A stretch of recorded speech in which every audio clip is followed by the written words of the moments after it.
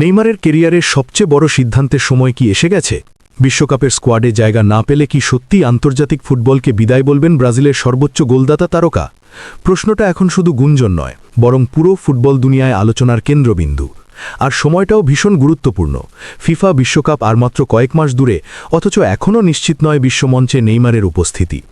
একসময় যে নামটা ব্রাজিলের জার্সির সঙ্গে অবিচ্ছেদ্যভাবে জড়িয়েছিল, সেই নেইমারই এখন লড়ছেন সময়, শরীর আর নির্বাচকদের কঠিন শর্তের বিরুদ্ধে। মেনিসকাসে গুরুতর চোটের পর অস্ত্রোপচার, দীর্ঘ রিহ্যাব আর ফিটনেস ফেরানোর নিরন্তর চেষ্টা, সব মিলিয়ে নেইমারের পথটা এখন আগের যে কোনো সময়ের চেয়ে কঠিন। চূড়ান্ত স্কোয়াড ঘোষণার আগে নিজেকে শতভাগ ফিট প্রমাণ করাই এখন তার একমাত্র লক্ষ্য। এরই মধ্যে 34 বছরে পা রাখা এই তারকার সামনে বাস্তবতা আরও কঠোর, কারণ বয়স বাড়ার সঙ্গে সঙ্গে প্রতিটি সুযোগই হয়ে উঠছে শেষ সুযোগের মতো।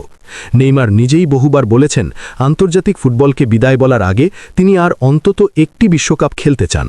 শুধু খেলা নয়, তার স্বপ্ন ব্রাজিলকে নিয়ে আবারও বিশ্বকাপ জয় করা, বিশ্বজয়ী দলের সদস্য হিসাবে নিজের নাম ফুটবল ইতিহাসে আরও উজ্জ্বল করে তোলা। সেই স্বপ্ন নিয়েই তিনি এখনও লড়াই চালিয়ে যাচ্ছেন। কিন্তু ফুটবলে চাওয়া আর পাওয়ার মাঝখানে ব্যবধান তৈরি করে দেন নির্বাচকেরা। মিশন হেক্সা সফল করার দায়িত্ব এবার ব্রাজিল ফুটবল কনফেডারেশন তুলে দিয়েছে অভিজ্ঞ কোচ কার্লো আনচেলোত্তির হাতে।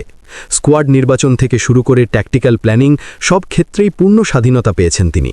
আর দায়িত্ব নেওয়ার পরপরই স্পষ্ট বার্তা দিয়েছেন আনচেলোত্তি, নাম নয়, পারফরমেন্সই হবে তার দলের মূল ভিত্তি। তথাকথিত তারকা খ্যাতি নয়, বরং কে কতটা কার্যকর সেটাই নির্ধারণ করবে বিশ্বকাপের টিকিট। এই ঘোষণার পর থেকেই প্রশ্ন উঠছে, এই কঠোর নীতির মাঝে নেইমারের জায়গা কতটা নিরাপদ? ক্লাব ফুটবলে নেইমার যে পুরোপুরি ব্যর্থ তা বলা যাবে না। সান্তোসের হয়ে গত মৌসুমে গুরুত্বপূর্ণ গোল করে দলকে রেলিগেশনের হাত থেকে বাঁচাতে বড় ভূমিকা রেখেছেন তিনি। সেই পারফরম্যান্সের কারণে স্বাভাবিকভাবেই আনচেলোত্তির নজরে থাকার কথা সাবেক বার্সেলোনা ও পিএসজি তারকার। কিন্তু আসল সমস্যাটা পারফরম্যান্সে নয়, সমস্যাটা ফিটনেসে।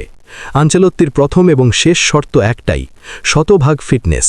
তার ভাষায়, কেউ যদি 80 বা 90% ফিটও থাকে, তাহলে তার জন্য বিশ্বকাপ স্কোয়াডের দরজা বন্ধ।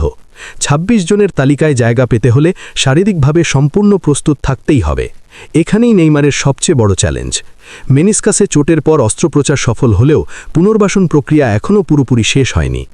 মাঠে ফিরলেও সেই চেনা গতি, ধারাবাহিকতা আর ম্যাচ ফিটনেস এখনও শতভাগে পৌঁছায়নি। তবে সব শেষ হয়ে যায়নি, হাতে এখনও কিছুটা সময় আছে নেইমারের। সামনে মার্চ আন্তর্জাতিক উইন্ডো, যেটাকে অনেকটাই ডিসিশন উইন্ডো হিসেবে দেখছেন ফুটবল বিশ্লেষকেরা। এই সময় ফ্রান্স ও ক্রোয়েশিয়ার মতো শক্তিশালী দলের বিপক্ষে প্রীতি ম্যাচ খেলবে ব্রাজিল। এই দুই ম্যাচেই মূলত কার্লো আনচেলোত্তি তার বিশ্বকাপ দলের কাঠামো প্রায় চূড়ান্ত করবেন। আর এই ম্যাচ দুটোই হতে পারে নেইমারের ভাগ্য নির্ধারণের মঞ্চ। যদি তিনি এই ম্যাচগুলোতে খেলার মতো ফিটনেস অর্জন করতে পারেন, যদি নিজেকে প্রমাণ করতে পারেন দলের জন্য কার্যকর একজন পারফর্মার হিসাবে, তাহলে বিশ্বকাপের দরজাটা তার জন্য খুলে যেতে পারে। কিন্তু ব্যর্থ হলে তখনই শুরু হবে সবচেয়ে কঠিন অধ্যায়। ব্রাজিলিয়ান গণমাধ্যমের দাবি, নেইমার এখন দাঁড়িয়ে আছেন একেবারে স্ট্রেট লাইনে, অর্থাৎ বিশ্বকাপ স্কোয়াডে জায়গা না পেলে আন্তর্জাতিক ফুটবলকে বিদায় বলার সিদ্ধান্ত খুব কাছেই। এমনকি কেউ কেউ বলছেন, বিশ্বকাপের আগেই সেই ঘোষণা আসতে পারে। তবে এই মুহূর্তে বিষয়টি পুরোপুরি গুজবের পর্যায়েই রয়েছে।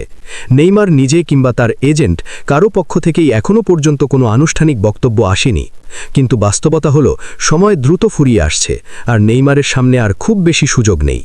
বিশ্বকাপ খেলবেন নাকি ব্রাজিল জার্সিতে শেষ অধ্যায়টা নিঃশব্দেই শেষ হয়ে যাবে?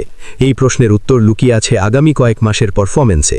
ফুটবল ইতিহাসের এক অধ্যায় কি শেষের পথে, নাকি নতুন করে লেখা হবে আরেকটি রূপকথা? সেই উত্তর জানতে হলে শেষ পর্যন্ত চোখ রাখতে হবে নেইমারের এই লড়াইয়ের দিকেই।